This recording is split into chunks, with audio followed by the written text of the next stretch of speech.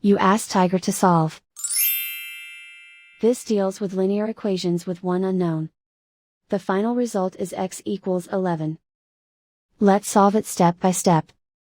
Group all x terms on the left side of the equation. Add 2x to both sides.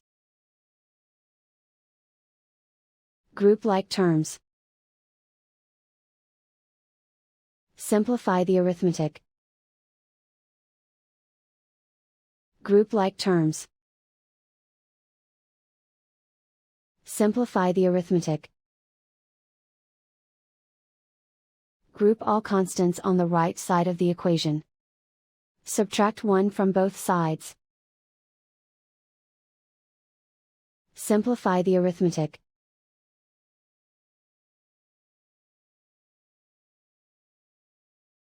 And so the final result is x equals 11.